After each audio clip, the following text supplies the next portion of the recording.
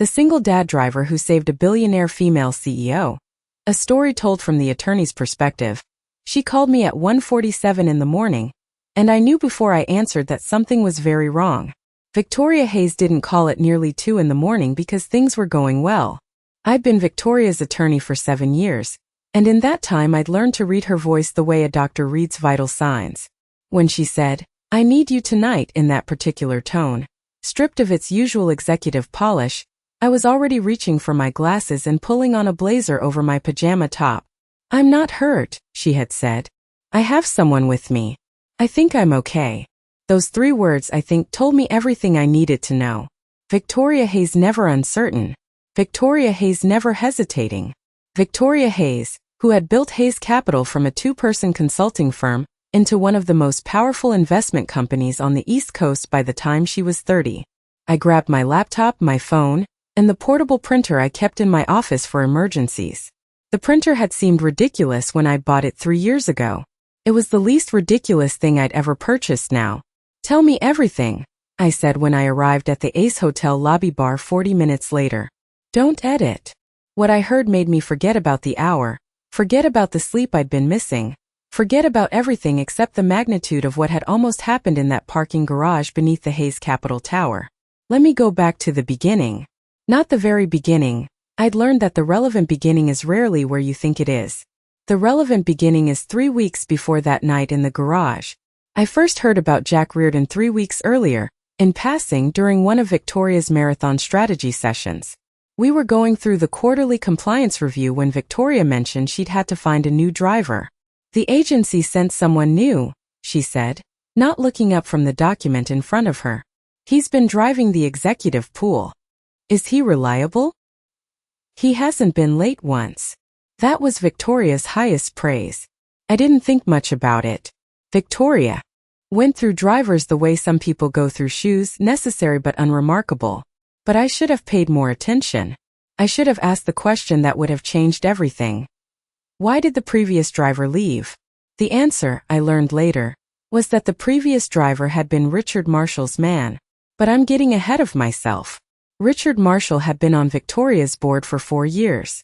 He'd been the one to recommend Daniel Blake as general counsel 18 months earlier. Blake, who'd spent 6 years building Victoria's legal framework and 18 months quietly undermining it.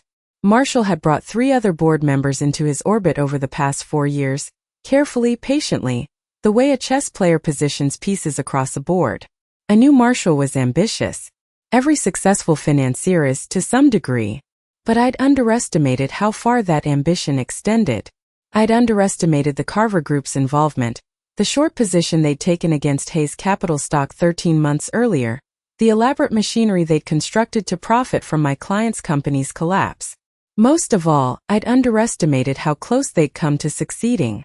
The night it happened started like any other Tuesday. Victoria had been reviewing the Meridian Dynamics merger agreement, the deal that would add $200 million in annual revenue to Hayes Capital's portfolio and position the firm as a dominant player in the infrastructure technology sector. 3 years of work. 17 rounds of negotiation.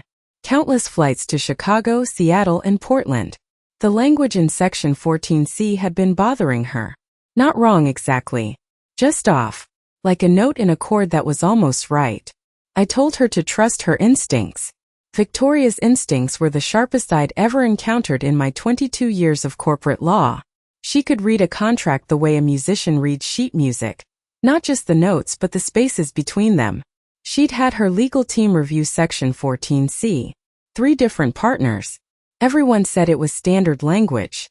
Standard language, she'd learned the hard way, was where the dangerous things hid. Jack Reardon was driving Victoria back to the Langham Central Park that evening when she finished her dinner with CFO Stephen Hughes, the same Stephen Hughes who would turn out to be in league with Marshall, though I didn't know that yet. The rain had started by then. Jack pulled up to the hotel at 7:14 p.m. Victoria stepped out already on a call, briefcase in hand, and moved through the entrance without looking back. He drove the car back to the garage, filed his trip log, and sat in the parking structure for a few minutes before calling his daughter. I learned about Emma later that night. 9 years old, the same age my niece was when I first started practicing law. Jack had been driving for Hayes Capital's executive pool for 6 weeks. A placement agency gig that paid $32 an hour plus tips, which were rare. The executives who used the service were the kind of people who viewed drivers as part of the infrastructure. You didn't tip in infrastructure. Which was fine. Jack wasn't there for the tips. He was there because his daughter Emma's school tuition was due in 3 weeks, and his last assignment, security consulting for a logistics firm in New Jersey, had dried up when the contract got canceled. He'd taken what he could find. He always did. The call came at 9:47 p.m. The dispatch coordinator, Carol, a tired-sounding woman I'd spoken to a dozen times, told Jack that Miss Hayes's dinner had run long. She needed a ride to the Midtown Hyatt and then home. He drove over through rain that had finally made up its mind. By the time he pulled to the curb in front of the Langham, it was coming down steadily. Victoria came through the door at 10:11 p.m. She was moving differently than she'd been earlier. Something tighter in her posture. The kind of tension that settles into the jaw and shoulders when a conversation hasn't gone the way you planned. The man walking beside her was Stephen Hughes. I recognized him from the executive profiles. They were arguing, though the word was too dramatic for what it actually was. They were disagreeing in the controlled, precise way that people who can't afford to lose control disagree. Not revisiting that tonight, Victoria, Hughes said. I'm not asking you to revisit it, Stephen. I'm asking you to explain it to me. There's nothing to explain. The language is standard. You keep saying standard. Hughes's jaw tightened. We'll talk tomorrow before the board meeting. We'll talk now. A pause. Something passed across Hughes's face, quick, controlled, gone. I'll call you in the morning, he said.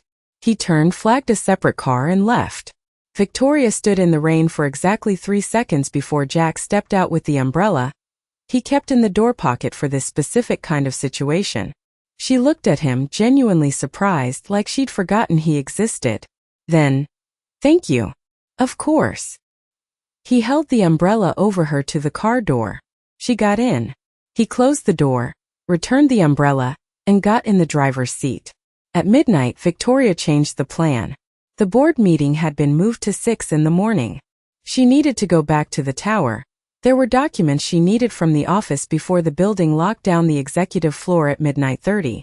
Jack glanced at the clock. That's 20 minutes. Can you make it? I can make it. He pulled out. Victoria was already on her phone typing rapidly. The emergency key protocol is already flagged with security. They should let us into the underground garage. It's faster than street level. Understood. The rain was heavier now. Jack ran 2 yellows and kept his speed clean through the wet streets. The city's nighttime skeleton glowed orange and white through the windshield. He almost didn't notice the feeling until they were 3 blocks from the tower. Almost. But it was there. That specific low-frequency unease he'd first learned to recognize in the back of a convoy vehicle outside of Kandahar. Nothing he could point to. No specific trigger. Just the accumulated weight of small things that weren't quite right. The car that had been behind them since the Hyatt. The tower street-level entrance with no security guard visible through the glass. And then he noticed the SUV. It had been pacing them since leaving the Hyatt, hanging back just enough to seem casual. Now it was closing the distance, drifting toward the curb in.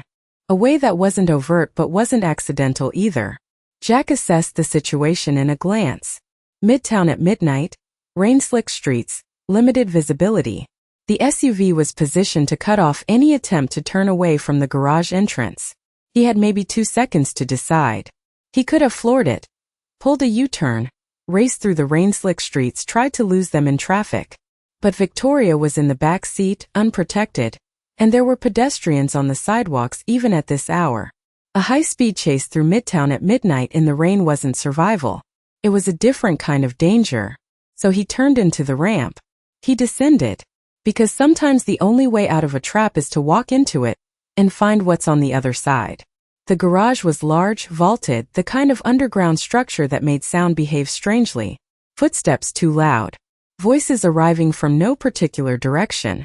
Half the lights were off. Jack pulled into the first open space, cut the engine. That was when the other cars moved. 3 of them, dark SUVs, engineless until this moment, coasted from behind a row of parked vehicles on the far side of the garage and positioned themselves across the 2 exit lanes with the practiced ease of a rehearsed choreography. A fourth SUV came down the ramp behind them, sealing the entry. Doors opened. Men stepped out. Jack counted 5 in 3 seconds, armed professional spacing, every exit covered. The 2 men he'd noticed on the street were part of this group. Victoria looked up from her phone. Jack went very, very still in the way that had nothing to do with fear and everything to do with a trained mind doing the one thing it was built for. Assessing. "Miss Hayes," said a voice from the far side of the garage. A man in a suit, 50s, silver-haired, unhurried, stepped into the yellow cone of the one working overhead light. Richard Marshall walked toward them with a folder in his hand, and the expression of a man who had already decided how this evening was going to end. "I'm sorry it came to this," he said, though he didn't sound sorry at all. "But I need you to sign these documents tonight." Victoria's hand found the door handle. Locked. One of Marshall's men was already standing outside her window. From the passenger side, another man stopped 10 feet from the car and looked at Jack for the first time. Looked at the company-issued uniform, the driver's hands on the wheel, the laminated badge on the sun visor, and dismissed him completely. "The driver," Marshall said to one of his men mildly, "can wait in the vehicle." Jack's eyes moved slowly across the garage. 5 men, 4 vehicles, 2 exits, both blocked, concrete pillars at 12-foot intervals, service door on the north wall, maintenance corridor, most likely fire suppression system overhead. He folded his hands in his lap. He said nothing. And in the silence of that underground garage, in the rain-muffled dark 40 feet below street level, Jack Reardon began to count his options. He had more than they thought. Marshall had the kind of patience that only comes from years of planning. He didn't rush toward the car. He didn't raise his voice. He simply stood there in the yellow cone of that single working overhead light, folder in hand, as though he were presenting a quarterly report rather than staging a corporate coup in an underground parking garage at 12:15 in the morning. That patience, Jack noted, was the most dangerous thing about him. "Victoria," Marshall said, his voice measured, almost gentle. "I've always respected you. You know that. But the board has made its decision, and the paperwork reflects what's already been agreed upon by the majority of stakeholders. All you need to do is sign, and this is over tonight. Clean. No litigation. No press. No ugly season." Victoria's hand was still on the door handle. Jack could see it in the mirror, shallow knuckles not quite white but close. She wasn't panicking. She was thinking. He could tell the difference. "You brought 5 men to convince me," she said. Her voice was steadier than it had any right to be. "That's not a business agreement, Richard. That's a robbery." Marshall sighed the way people sigh when they've decided to stop pretending the conversation can end well. "Nobody wants it to be ugly. Then put your men away and let us leave." He tilted his head, almost sympathetic. "I can't do that." One of the men outside Victoria's window rapped his knuckle on the glass. A single knock. Patient like his employer. "Miss Hayes," the man said through the glass, "please step out of the vehicle." Jack hadn't moved. Both hands still folded in his lap, engine off, the rain from the street filtering down through the garage entrance ramp in a faint ambient sound. The kind of white noise that made the space feel more enclosed than it already was. He was watching 3 men in his peripheral vision without looking directly at any of them. 2 near Victoria's door, 1 hanging back near the rear of the car, probably thinking the driver was the least of his concerns. That one was going to be a problem for himself very soon. "Jack." Victoria's voice was low, careful, like she was trying not to set something off. "What do we do?" He didn't answer immediately. He was still counting. Not men this time. Time. Specifically, how long before Marshall decided that patience had run its course? He had maybe 90 seconds before someone opened a door by force, and the situation changed from manageable to complicated. "The service door on the north wall," he said quietly. "Don't look at it." She didn't. "What about it?" "That's where we're going. There are 5 of them." "I know." A pause. "Jack, they have." "I know." He uncapped his voice just enough to stop her. Not harsh, just firm. "I need you to trust me for about 3 minutes. Can you do that?" She looked at him in the mirror. In the 6 weeks he'd been driving her, she'd looked at him maybe 4 times. This time was different. She wasn't seeing the driver's uniform or the laminated badge. She was looking at his face, The stillness of it, the quality of attention in his eyes. And something she saw there made her say, "Okay." Outside, Marshall checked his watch. "Victoria, I'm going to need an answer." "She needs a moment," Jack called out through the window. His voice was calm and carried clearly. It surprised Marshall. Not the words but the tone. Drivers didn't have tones. Marshall looked at him properly for the first time. Took him in, the uniform, the build, the way Jack was sitting. Arrived at the wrong conclusion, as Jack had been counting on. "The driver doesn't speak," Marshall said. Not meanly, just as a statement of fact about how the world was organized. "Sure," Jack said. Then he opened his door and got out of the car. The man near the rear of the car took a half step forward. Jack didn't look at him. He moved around to Victoria's door unhurried, like he was doing his job, which in a sense he was, and opened it from the outside. "Hayes," he said. She got out, stood next to him. One of Marshall's men moved in from her left, and Jack shifted his weight almost imperceptibly, placing himself between them without making it look like he'd done anything at all. Marshall walked toward them, extending the folder. "It's straightforward. Transfer of controlling interest. Standard valuation. Your legal team was already briefed on the framework." "My legal team," Victoria said, "was briefed by Richard Marshall, who was standing in a parking garage with armed men at midnight. So, forgive me if I have revised my confidence in that briefing." Something flickered across Marshall's face. Not anger. He was too controlled for anger. More like the expression of a chess player who finds the board slightly different than expected. "You always were the sharpest person in any room," he said. "It's honestly a shame." "Is it?" "It didn't have to be adversarial. If you just listened when we brought you the preliminary restructuring proposal in March, the proposal that would have handed veto power on acquisitions to a 3-member subcommittee that you handpicked, that would have distributed decision-making in a healthy way, that would have hollowed out my company while leaving my name on the door." Her voice cracked slightly.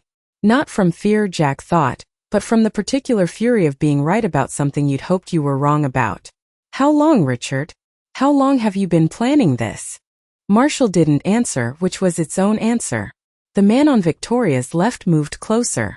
Jack felt it before he saw it, the slight shift of bodies repositioning, the subtle tightening that happens when people with instructions are about to follow them. "I'm going to need you to step aside," said the man on Jack's right.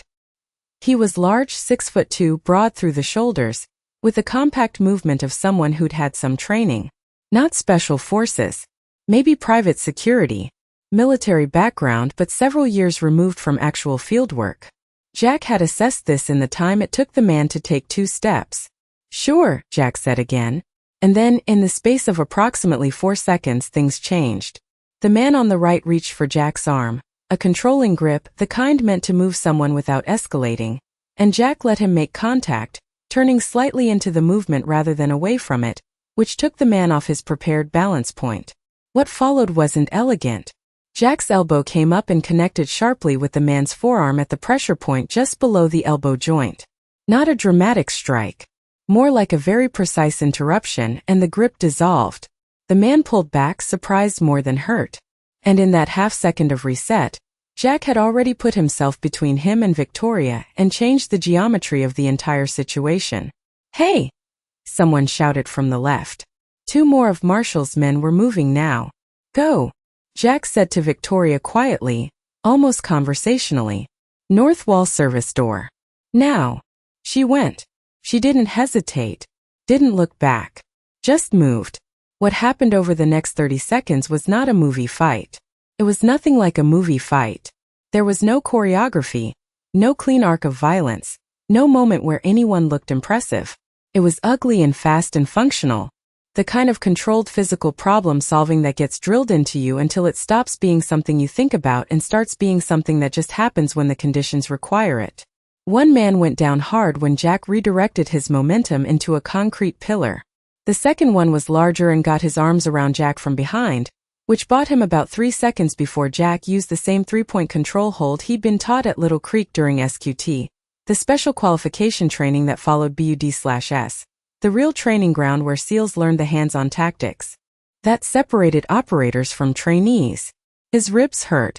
The big man had gotten a solid hit in before going down. Jack filed that information away and kept moving. Marshall was shouting now, the controlled cadence finally cracking. Stop him! Don't let them reach that door. 2 more men were coming from the far end of the garage, moving fast between the parked cars. Jack had maybe 15 seconds before they cut off the angle to the service door. He ran, not away from them, through them, at an angle that forced the outside man to pull up or collide with his own colleague, buying just enough time to round the rear of a parked SUV and reach the north wall. Victoria was already at the door, pulling at the handle. It's locked. Move. He stepped in front of her. Instead of lockpicks, he reached into his pocket and pulled out a slim metal object, the emergency exit tool that came with the Mercedes, designed to break window glass in case of emergency. But he didn't use it that way. Instead, he examined the door frame, found the service release plate, and used the tool's edge to pry it open. It was a crude approach but effective. For seconds. 5 behind them, feet on concrete. Voices 6 seconds. The door clicked. He shoved the door open, pushed Victoria through, followed immediately, and pulled it shut behind them. The latch clicked. It wouldn't hold for long, but it was long enough. The maintenance corridor was narrow, lit by fluorescent strips on a motion sensor that flickered on as they moved. Pipes ran the length of the ceiling. The floor was bare concrete, unfinished. It smelled like machine oil and dust. Victoria was breathing hard. Who are you? Jack Reardon. Your driver. Jack Reardon, my driver, doesn't do whatever that was. Former Navy SEAL, he said, moving down the corridor. Keep moving. She kept moving. Why didn't you? How did I not? I drove a car. You weren't looking for anything else. She almost laughed. Came out wrong. Too sharp. But it was real. They moved quickly through the corridor. Jack kept his hand on the left wall, mapping from memory. Most building maintenance corridors in towers this size ran the perimeter service access to mechanical rooms, electrical panels, sometimes a secondary freight elevator that didn't appear on the public directory. He was banking on that elevator. Where are we going? Victoria asked. She'd lost a heel somewhere. One of the stilettos had given way, and she was running slightly uneven now, which she hadn't complained about. Up. If we can get to a floor with public access, we can reach the street. Do you have your phone? Yes. Don't call 911 yet. Why not? He paused at a junction, corridor splitting left and right. Looked both ways, chose right because 2 of the men in that garage were wearing what looked like law enforcement credentials on their belts. If we call 911 now, they'll send officers to secure the scene. But that means you get taken to the precinct for statements and processing, 4 to 6 hours minimum before you're free to go. By then, it's 8 in the morning, the board meeting is over, and Marshall has already assumed emergency authority as acting chair. He kept moving. Is there someone you trust? Completely. Not at the company. She thought for a moment. The thinking itself seemed to cost her something. The recognition that the circle of people she could call at midnight with no questions asked was smaller than she'd want to admit. My attorney, she said. Christine Harper. She's not on the company payroll. She's personal. Call her.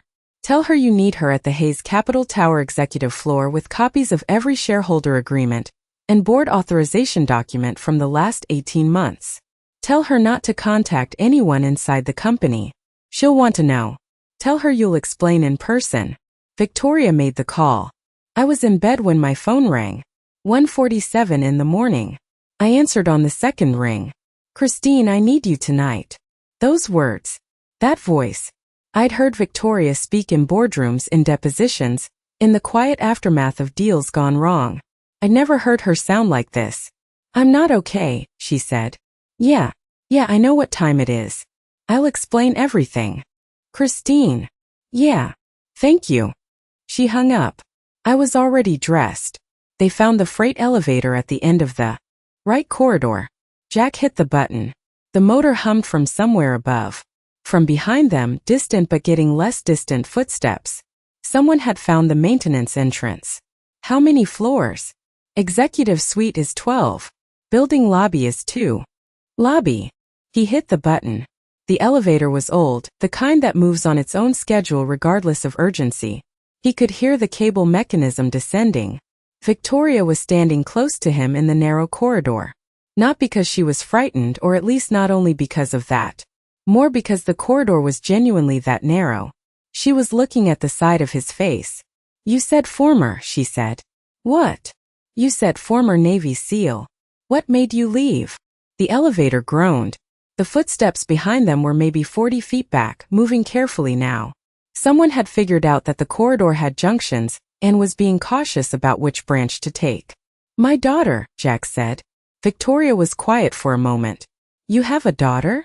9 years old. She's home with a neighbor right now. Probably still awake because she thinks I don't know she stays up. The elevator arrived with a metallic thud. The doors opened, old sliding cage doors, the kind you pull manually. Jack pulled them open, ushered Victoria in, stepped in after, closed them, hit the lobby button. The elevator began to rise with a mechanical complaint that made both of them briefly look at the ceiling. "What's her name?" "Emma." She absorbed that. "I didn't even ask your name." 6 weeks, and I didn't ask your name until tonight. "You were busy." "That's not an excuse." She said it plainly without excessive guilt. The way someone says something true about themselves that they've just realized. "What was her mother?" "My sister." Jack said. "Emma is not my biological daughter. My sister passed. I became her guardian." The elevator stopped. Second floor. The lobby doors were visible through the cage. The building's night mode lighting, amber and dim. The security desk visible, currently unmanned. Jack scanned through the cage doors before opening them. The lobby appeared empty. He pulled the door open, stepped out first, looked both ways, then moved to the glass entry doors. Through the lobby windows, the street outside was wet and mostly empty, the particular emptiness of Midtown after midnight. A few cabs. A delivery truck idling at the corner. Rain still falling in thin threads. 2 men on the street, Jack said. Left side near the black SUV. Marshall has people outside too. He planned this well. Victoria looked at him. The parking structure on the opposite side of the building. "Do you know if there's a pedestrian walkway connecting through the basement?" "There's a tunnel. It connects to the Meridian building next door. It's supposed to be for building staff. Do you know the access code?" She looked at him. "It was on the orientation materials I never read. Worth checking if the door's unlocked. Buildings like this sometimes leave internal access doors on automatic during business hours and forget to manually reset them at night." They moved through the lobby toward the stairwell access door at the rear. Victoria pushed it open, stairs going down to the basement level. The basement level of the Hayes Capitol building was a maze of storage rooms, server infrastructure housing, and utility access that most people who worked in the building didn't know existed. Jack moved through it with his phone light angled low, keeping the beam close to the floor. "You navigate basements like you've done this before," Victoria said from behind him. "Different basements. Same principle." "What's the principle?" "Everything connects to something else. You just have to find the right door." They found the tunnel access at the far end of the basement. A metal door with a keypad and, crucially, a small green LED that indicated it was currently in unlocked mode. The kind of thing that happened when a building manager set the daytime access override and then went home. Jack pushed it open. The tunnel beyond was lit by strip lighting along the floor, roughly 40 feet long, emerging into what was presumably the Meridian building's basement on the other side. They went through. On the other side, they found a janitorial storage room, and then a service stairwell that led them out into the Meridian building's lobby. A different building entirely. A different street-facing exit. No black SUVs visible. Jack stopped, took a breath. His ribs were complaining more loudly now, the adrenaline's editing function wearing off the way it always did.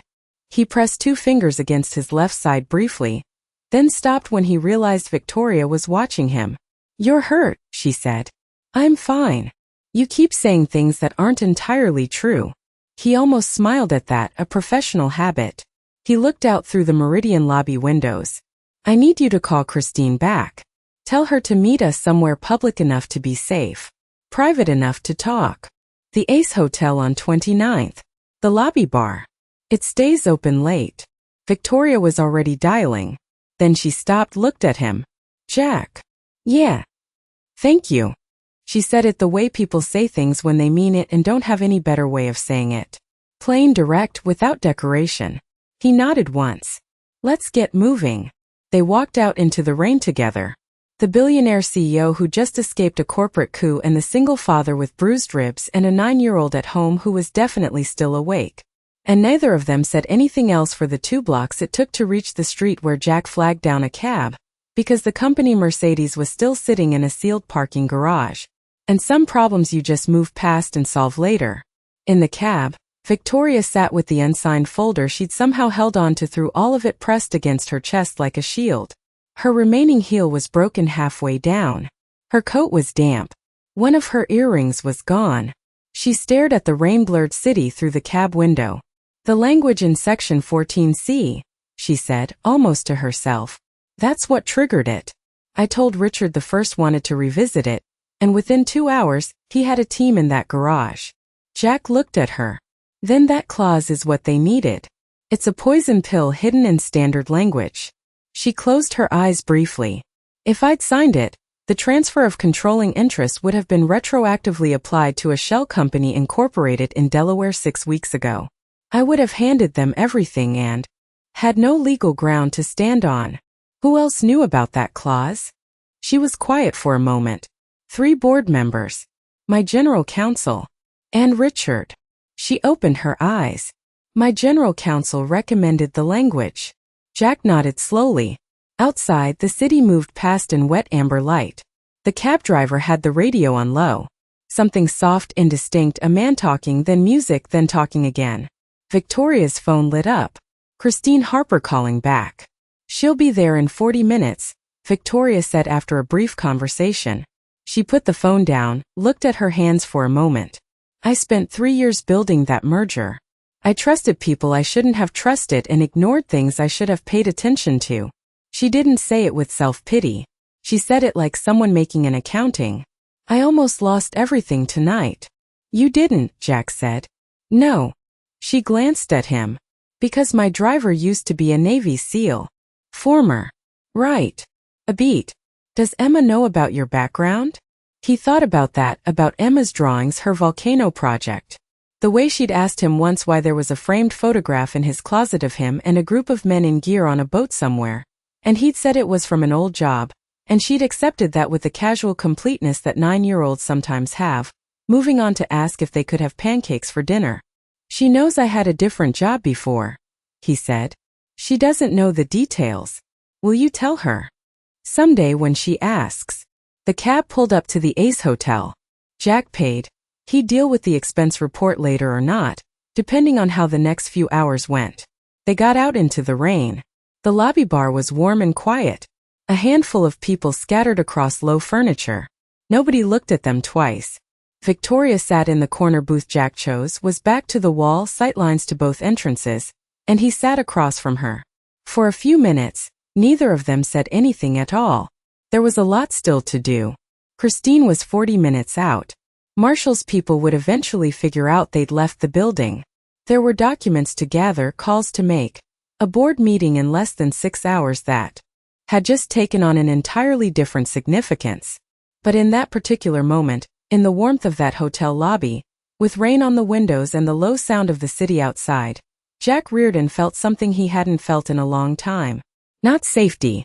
That wasn't quite right. More like purpose. The specific clean-edged feeling of being in the right place, doing the right thing for the right person. He thought about Emma, her volcano project, her small foot hanging off the edge of the mattress. He'd be home by morning. He just had some work to do first.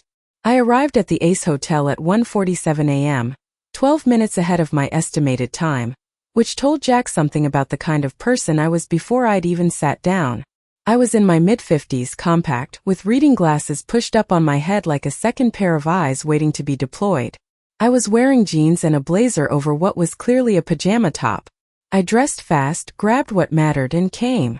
I took one look at Victoria, the missing heel, the damp coat, the broken earring situation, and said with the practiced calm of someone who'd been fielding crises for decades, "Tell me everything. Don't edit." Victoria told me everything. Jack sat to the side and let it happen, watching the lobby in trance out of habit, nursing the black coffee I'd ordered from a server who hadn't asked why he looked like he'd been in a minor car accident. I listened without interrupting, which was rarer than it should have been. I made 3 notes on a small legal pad I'd pulled from my bag. When Victoria finished, I was quiet for about 8 seconds. Section 14C, I said. Yes. And your general counsel recommended that language. Daniel Blake. Yes. Blake has been with you 6 years. I know. I tapped my pen against the pad twice. Okay. Here's what we're working with. I looked at the documents Marshall had wanted Victoria to sign. The documents Richard wanted you to sign tonight. Do you still have them? Victoria placed the folder on the table. I opened it, put my reading glasses down from my head, and started reading. The process took 11 minutes. This is sophisticated work, I said finally. Whoever drafted this knew exactly what they were doing. The controlling interest transfer is buried in language that references an external covenant, meaning the actual mechanism of transfer is in a separate document that isn't attached here. I looked up. If you'd signed this tonight, Victoria, you would have triggered a legal obligation to honor a secondary agreement that you've almost certainly never seen, which would be held by the shell company, almost certainly incorporated in Delaware, Victoria said. As I said, probably registered under a layered LLC structure that would take weeks to unwind. I set the folder down.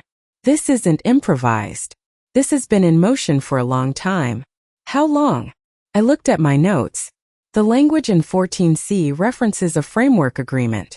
I'd need to see all the board minutes from the last 2 years to establish the timeline, but I paused. My instinct says 18 months minimum. Victoria was quiet for a moment. Jack watched her process that. 18 months meant this had been in progress while she was negotiating the Meridian merger, while she was traveling to Chicago and Seattle and Portland, while she believed, apparently incorrectly, that the people around her were working toward the same thing she was. Who else is on the board? Jack asked. He hadn't spoken in a while, and both Victoria and I looked at him slightly surprised, as though we'd recalibrated the room's geometry without accounting for him. 8 members total, Victoria said, including Marshall. Marshall brought 3 of them in personally over the last 4 years. I approved the appointments. She said that last part flatly, without flinching from it. So potentially 4 votes already aligned against you, I said. They'd need a 5th for a majority action. Daniel Blake is a non-voting member, but his legal counsel carries board certification for fiduciary recommendations. If he endorsed the framework agreement, it gives the motion legal cover. That's 5, Jack said.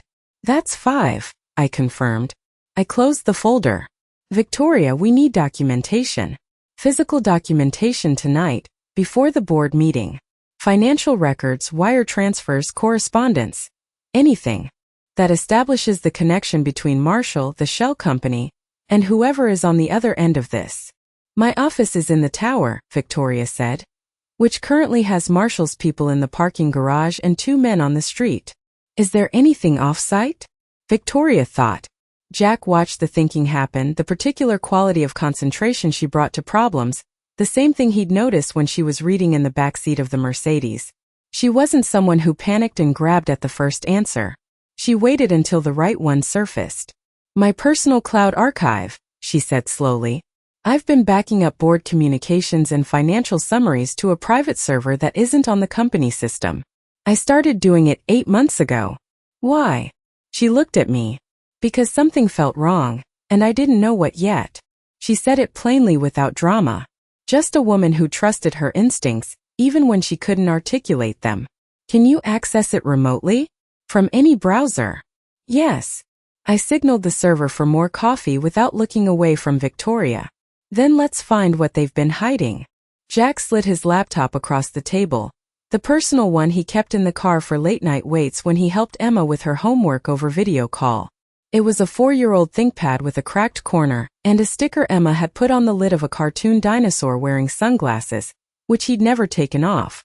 Victoria looked at the sticker for exactly 1 second before opening the browser. She logged into her private archive.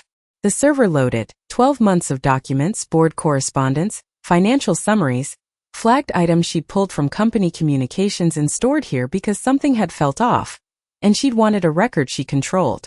We worked for 90 minutes. What emerged from those 90 minutes was not a single smoking gun. It was what evidence usually was. A collection of individually ambiguous pieces that only told a clear story when you held them all at the same time and looked at where they pointed. An email thread between Marshall and a name neither Victoria nor I recognized, discussing transition. Timeline in language that was carefully oblique but unmistakably purposeful. A series of wire transfers from a Hayes Capital subsidiary to a consulting firm in the Cayman Islands that didn't appear in any board-approved budget line. I could find a calendar entry from 6 weeks ago, the same week Jack had started his assignment, in which Marshall, Blake, and 2 other board members had met off-site at a private club. The meeting was logged in the company calendar system as a social engagement with no agenda and no minutes. And then, near the bottom of a financial summary from 11 months ago, buried under a column of routine operational expenses, a recurring payment to an entity called Vantage Strategic Partners, LLC. Monthly. Substantial. Search Vantage Strategic Partners, Jack said. Victoria typed it. Public Business Registries. Delaware Corporate Filings. The LLC was registered to a holding company. The holding company's registered agent was a law firm.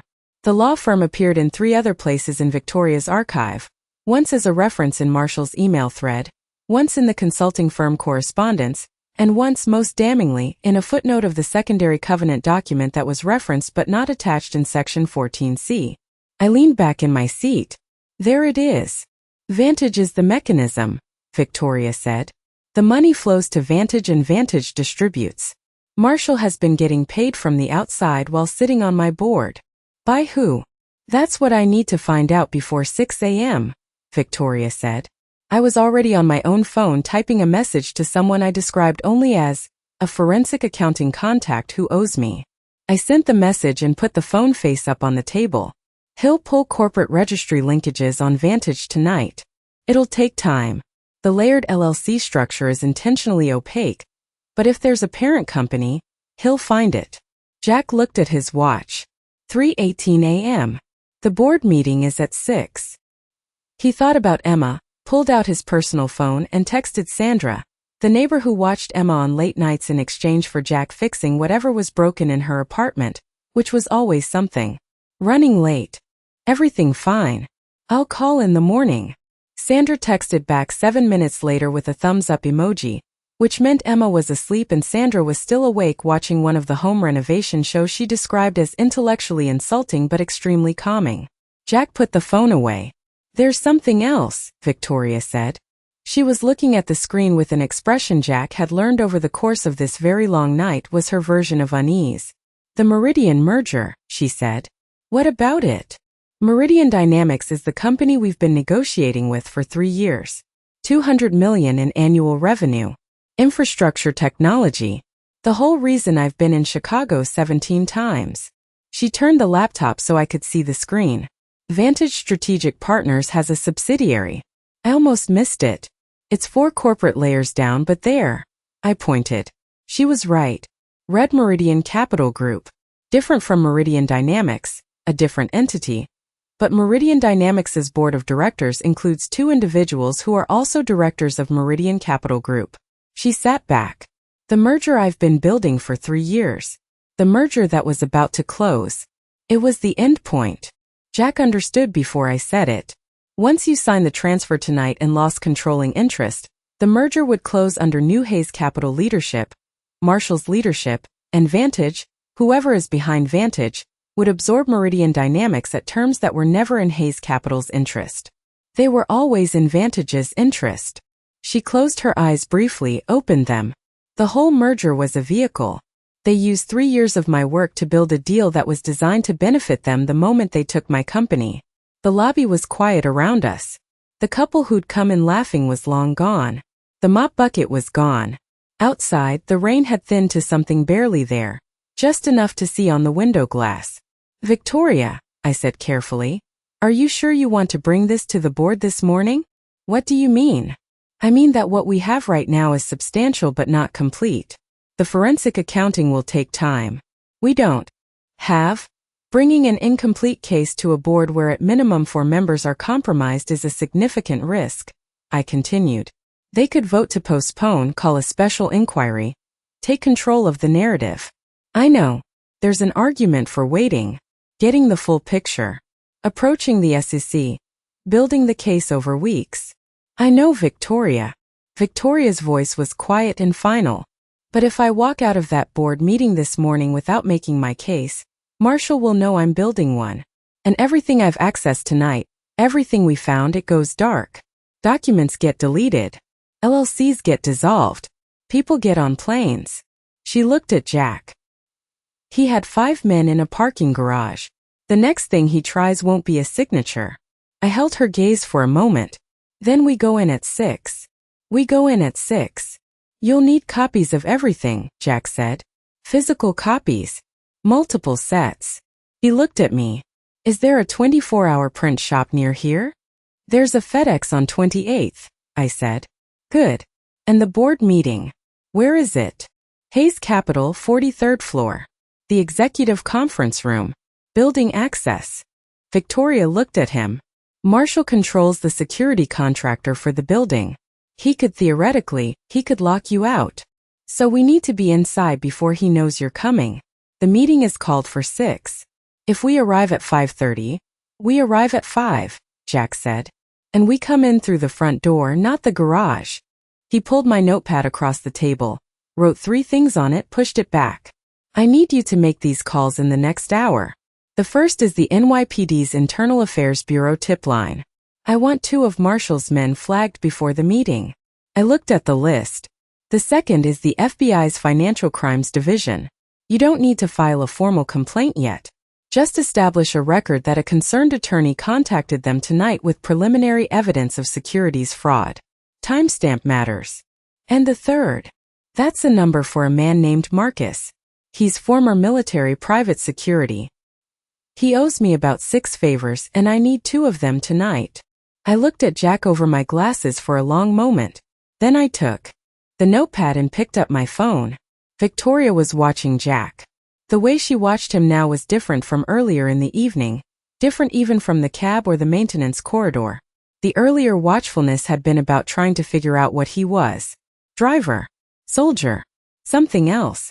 This was something less categorized. She was just watching him. You're not going to sleep, she said. It wasn't a question. No. Have you eaten anything since that sandwich I'm guessing you had in the car? He looked at her. You saw that. I see more than people think. She flagged the server down. What do you want? Whatever's fast. She ordered 2 of whatever the kitchen could do at 3 in the morning. The server said a turkey club and a burger. And Victoria said that was fine. At 4:10 a.m. my forensic accounting contact came through. The message was long, detailed, and required me to read through it twice before I looked up with an expression that was equal parts satisfaction and dread. The parent company behind Vantage Strategic Partners, I said, is a private equity group called Carver Group International, registered in London, operational headquarters in Chicago. I paused. Carver Group has a significant short position on Hayes Capital stock that was established 13 months ago. Jack put his coffee down. They bet against you, he said. They bet that Hayes Capital's stock would fall, I said. And the only way it falls significantly enough to pay out that position is if the company collapses or is restructured in a fire sale. I looked at Victoria. The merger closing under Marshall's leadership wouldn't save the company. The transfer of controlling interest plus the Meridian deal, the terms of which we now know were never in your interest, would have loaded Hayes Capital with debt obligations that would trigger a covenant default within 18 months. And then the company becomes insolvent, Victoria said quietly. And Carver Group collects on its short position. They've been building a position to profit from the collapse of your company for over a year. The 3 of us sat with that for a moment. The lobby of the Ace Hotel. Cracked. ThinkPad with a dinosaur sticker. The financial destruction of a decade's work laid out in a series of wire transfers and corporate registry filings at 4 in the morning. Marshall, Victoria said. Where does Marshall come out of this? I checked my accounting contacts message. Vantage paid Marshall's consulting firm just over $3 million over the last 14 months under a retainer agreement for strategic advisory services. $3 million, Victoria said flat. More than half that. She absorbed this without visible reaction, which Jack suspected was costing her something. I'd seen that kind of controlled processing before. Not in boardrooms, but in debriefs when someone had to hear something bad and couldn't afford to fall apart because there was still work to be done. Print everything, she said. Multiple copies. Let's go. We went. The FedEx on 28th was staffed by a young woman named Priya, who did not ask why 3 people in various states of disarray needed 43 pages of financial documents printed in triplicate at 4:30 in the morning. She charged us $12 and change and had it done in 4 minutes. Jack paid cash. Outside, the rain had finally stopped. The city was in that particular pre-dawn state that feels temporary. Not night anymore, not yet day. Street cleaning trucks moved up the block. The air smelled like wet pavement and something fried from a kitchen somewhere. Jack's phone rang. Marcus. You didn't mention the part where it was a full night operation, Marcus said by way of greeting. His voice was the same as it always was, dry, direct, no inflection for drama. I didn't know yet, Jack said. Where do you need me? Hayes Capitol Tower, 45th and Lex. Front entrance at 5 a.m. Jacket and tie. I own one jacket. That's one more than you usually have. Fair. Who am I watching? The principal. Victoria Hayes. She goes where she goes. You go with her. Anyone who isn't me or her attorney tries to stop, delay, or redirect her. You make sure that doesn't happen. Copy that. Jack paused. You got a threat assessment on the players? 5-man private security team. At least 2 with law enforcement. Credentials. Executive. Male. 50s.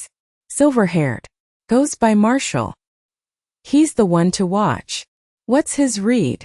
Jack thought about Marshall in the garage, the patience, the folder, the almost sympathetic expression. He's smart and he planned well, but he planned for Victoria to be alone and compliant. He hasn't adjusted for the situation yet.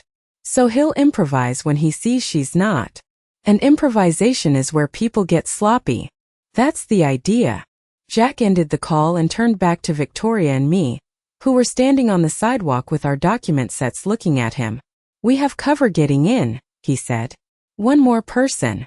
You're Marcus, Victoria said. He's good. I don't doubt it. She looked at him steadily. Jack, what happens inside the meeting if Marshall doesn't back down? If he calls a vote? If he moves to override?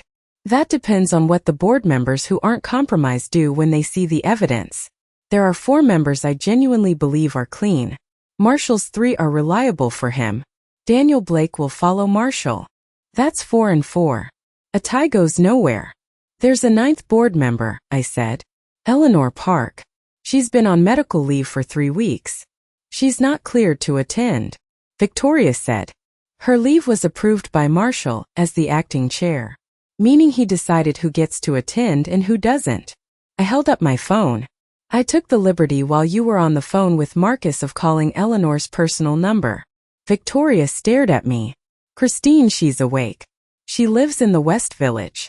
She'd like to know, I said carefully, what exactly Richard Marshall has been doing while she's been recovering from hip surgery and unable to attend board meetings. Jack looked at Victoria.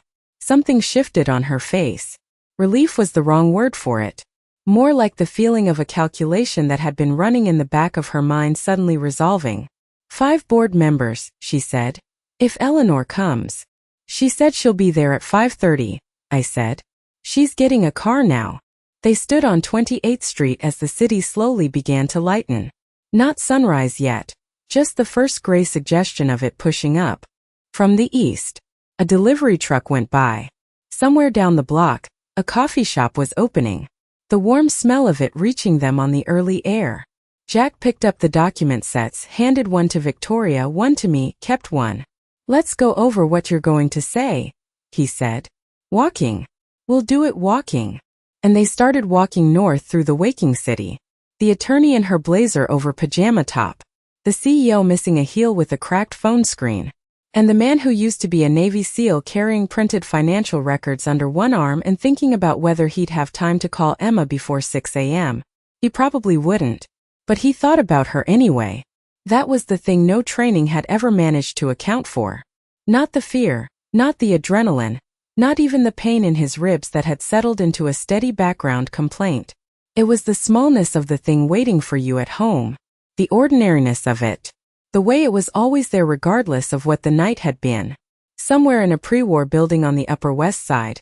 His daughter was asleep in a twin bed with one foot probably hanging off the edge, dreaming about volcanoes. He'd be home when this was done. We arrived at the Hayes Capitol Tower at 4:58 a.m. Marcus was already there. A broad-shouldered black man in his late 30s, wearing a dark jacket that was approximately one jacket. He gave Jack a look that said several things without saying any of them, and Jack gave him a nod that answered all of them. "Morning," Marcus said to Victoria. "Thank you for coming." Jack calls. "I come." He glanced at Jack's left side where the ribs were. "You look like you had a night. Finished fine." "Uh-huh." Marcus fell into position at Victoria's right. I took her left. Jack went to the front door. The lobby security guard, overnight shift, different from whoever Marshall had placed here earlier, looked up from the desk as we came through. Jack recognized the situation immediately. This was the clean shift. The building's own contracted security, not Marshall's people. The night crew cycled over at 4 a.m. We had a window. "Miss Hayes," the guard said, straightening. "Good morning. Early start. Board meeting." She smiled at him, tired real, not the polished executive version. "Can you let us up?" "Of course. I'll need to log your guests." "Christine Harper, attorney." I pointed at Marcus. "Marcus." I glanced at Marcus. "Marcus Williams," he said. The guard logged us both, handed out visitor badges, let us through. The elevator rode up in silence. 43rd floor. When the doors opened, the executive corridor was empty, the kind of empty that early morning offices have. A particular quiet that isn't silent so much as suspended motion. Jack looked both ways. "We have time. Let's use it." Victoria walked to the conference room and opened it with her key card. The room was large, oval-shaped, with the kind of table that announced serious decisions were made here. Floor-to-ceiling windows, Midtown waking up slowly beyond the glass. She walked to the head of the table and sat down, not at the side, not at an auxiliary chair. At the head. She set her document set on the table in front of her, straightened it once, and looked out the window at the city. "They thought they could take this from me," she said. "It wasn't performance." She was just saying it quietly to the room or to herself. Jack set his copy of the documents at the seat to her right and stayed standing. He walked to the window, looked down at the street 43 floors below. A few more cars now, the light genuinely changing. "They underestimated you," he said. "They underestimated both of us." He almost said something, decided against it. I was arranging documents by board member's seat. Marcus was near the door. Not obviously, just comfortably placed in a way that anyone trying to enter with purpose would have to account for. Eleanor Park arrived at 5:28 a.m. with a cane. She moved quickly enough to suggest she didn't entirely need it, and had the expression of a 70-year-old woman who had not gotten where she was by accepting things she hadn't agreed to. She took one look at the table, at Victoria, at the documents, and sat down. "Tell me," she said. "Everything from the beginning." And this time Victoria told it all the way through without stopping because she had the evidence to prove every word of it. And she had exactly 22 minutes before Richard Marshall walked into this room and found the board meeting he had carefully arranged was already under the control of the person he tried to remove from it. At 6 p.m. Richard Marshall walked in. He came through the door with Daniel Blake at his shoulder and two other board members, Thomas Reeves and Patricia London, just behind. He was in a fresh suit, which told Jack he'd been home, which told Jack that Marshall had assumed last night's failure was a delay, not a defeat. He'd gone home, changed, and come to the board meeting, expecting to find Victoria either absent or cornered. What he found was Victoria sitting at the head of the table. The moment lasted about 2 seconds. The specific duration of a man's carefully constructed confidence encountering something that wasn't in the plan. Jack watched Marshall's face move through 3 expressions fast enough that most people wouldn't have caught them. Surprise. Calculation. Recovery. He landed on the third with the practiced ease of someone who'd spent years managing rooms. "Victoria." He said it evenly, not warmly but even. "I didn't expect you this early." "I know." Marshall's eyes moved across the table. Took in the document sets at each place. Took in Eleanor Park, who he clearly hadn't expected. Took in Marcus by the door. Paused there a half second longer. took in Jack at the window. Something shifted in Marshall's face when he saw Jack. Not fear. More like the recalculation that happens when you realize the variable you dismissed is actually the important one. He sat down. Blake and Reeves and London took their seats. The table was now full. I, standing at the corner of the room, said formally, "The Board of Directors of Hayes Capital is convened for its regularly scheduled meeting. All 9 voting members are present." I paused. "Before we proceed to the posted agenda, I've been asked by Miss Hayes to introduce a point of order regarding an emergency governance matter. Eleanor Park, as board member senior by tenure, has indicated she would like to recognize the motion," Marshall said. "This isn't standard procedure." "It's completely standard procedure," Eleanor said. Her voice was the same temperature it had been all morning, steady and cold, not with anger but with certainty. "I move to table the existing agenda and open consideration of an emergency governance matter. Do I have a second?" "Second," said James Whitfield immediately. Marshall's jaw tightened. "I'd like to understand what governance matter warrants." "That's what we're about to discuss, Richard," Eleanor said. "Please let the process work." "All in favor of tabling the existing agenda," I said. 4 votes. Hayes, Park, Whitfield, Okafor. Stephen Choi added his a half-second later. 5. Marshall, Blake, Reeves, and London voted against. 4. The motion passed. The silence that followed was the kind that fills a room completely, not the absence of sound, but the presence of something that hasn't been said yet. Victoria stood up. She didn't raise her voice. She didn't use the particular register that people use when they want to sound powerful, the dropped pitch, the deliberate pace. She spoke the way she'd spoken to me at the Ace Hotel at 3 in the morning, and in the maintenance corridor, and in the cab, like a person talking to other people about something that mattered. "At approximately 12:15 this morning," she said, "I was escorted into the Hayes Capital underground parking garage by my driver. What we found there was 5 armed men, a blocked exit, and Richard Marshall with a document he needed me to sign." She paused. "I didn't sign it. What I did do over the following several hours was establish what that document was designed to accomplish, and who was behind it."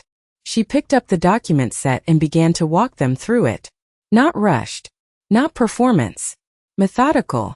The Section 14C language and what it actually triggered. The shell company in Delaware. Vantage Strategic Partners and its parent Carver Group International. The wire transfers.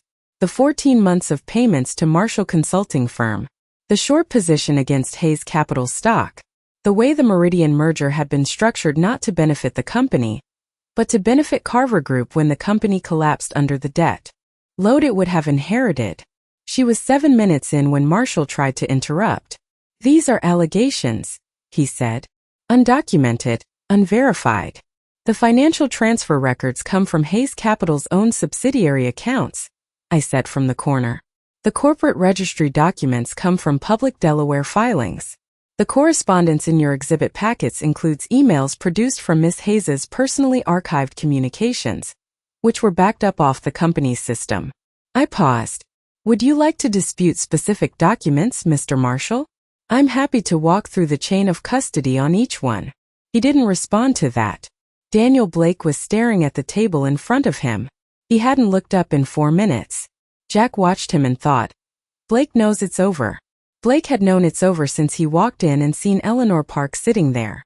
The question now was what Blake decided to do with that knowledge. The room was quiet again after Victoria finished her presentation. "The Carver Group short position," Diane Okafor said. "Do we know the current value of it?"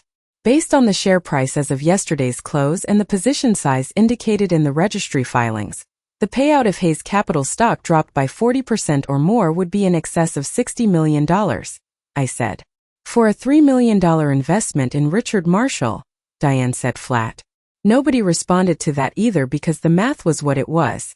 Thomas Reeves, one of Marshall's 3, cleared his throat. He was 64, cautious by nature, the kind of man who followed the wind because he built a career on being on the right side of things. He looked at the document set in front of him, then at Marshall, then back at the documents. "Richard," he said quietly, "is any of this inaccurate?" Marshall looked at him. The look lasted long enough to be its own answer. Reeves picked up his pen and set it down again. He didn't say anything else, but Jack noticed he pushed the document set slightly away from him. The physical language of a man creating distance between himself and a position he was reconsidering. Eleanor said, "I move for immediate suspension of board voting authority for members Richard Marshall and Daniel Blake, pending investigation of the matters presented. The suspension is non-punitive at this stage and does not constitute a finding of wrongdoing. It is a procedural safeguard to protect the integrity of this board during the investigative period." "Second," Whitfield said. Marshall stood up. "This is not." "Sit down, Richard," Eleanor said. Not loud. Just final. He didn't sit down.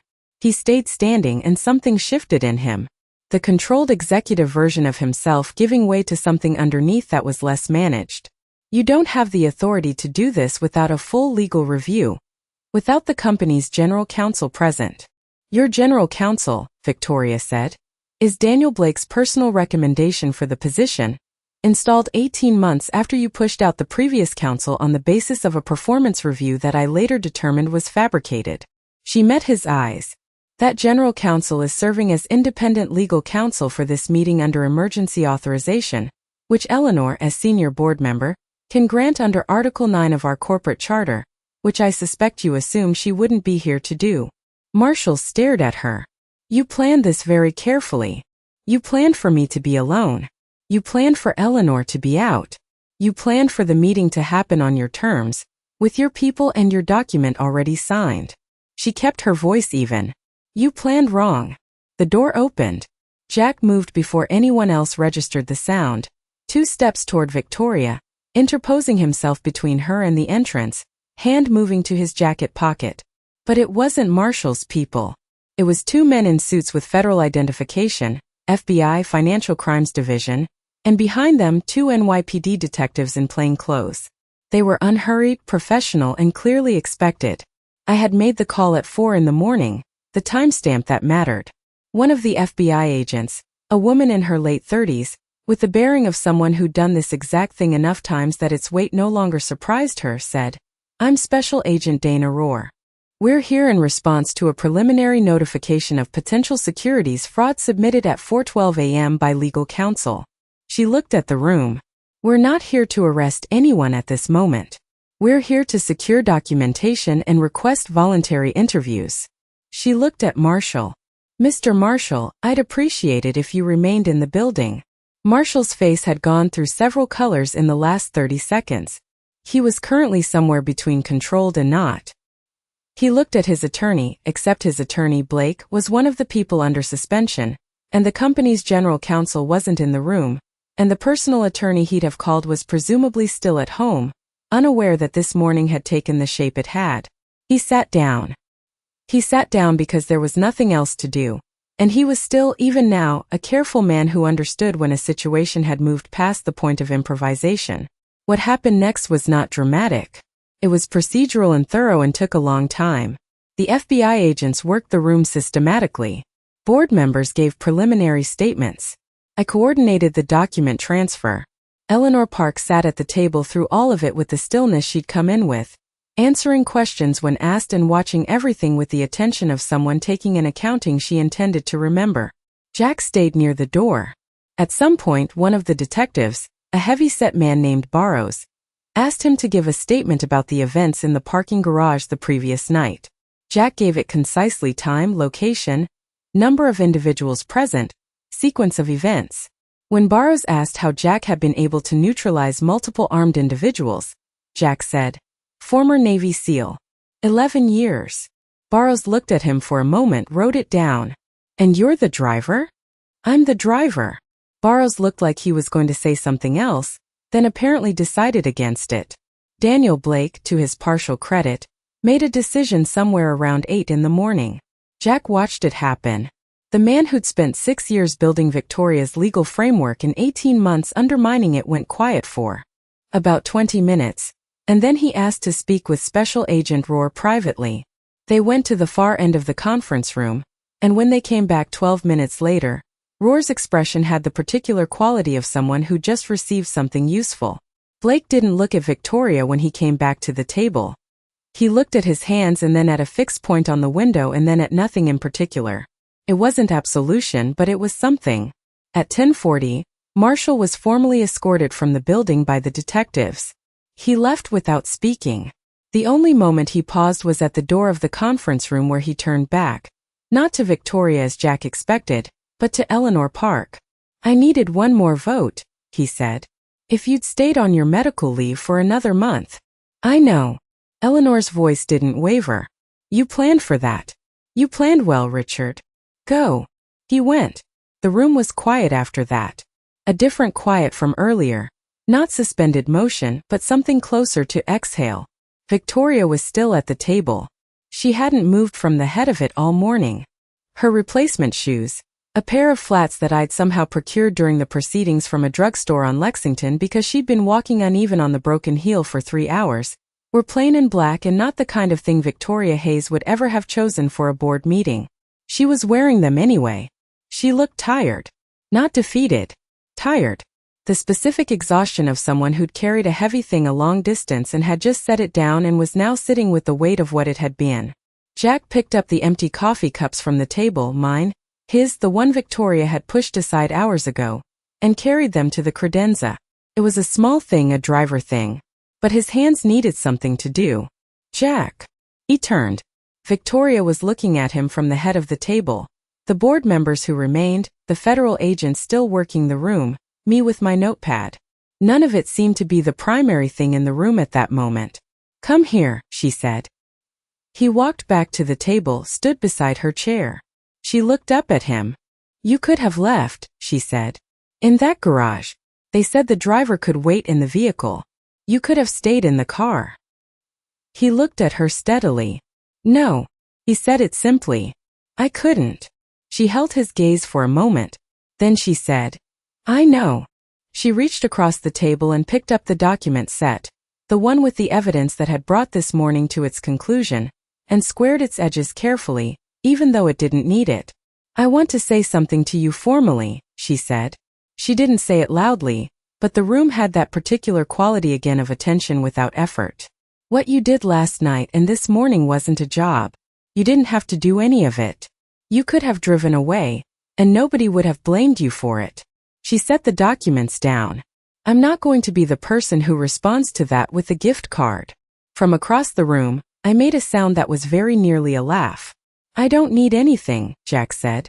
"I know you don't. That's not what I'm talking about." Victoria kept looking at him.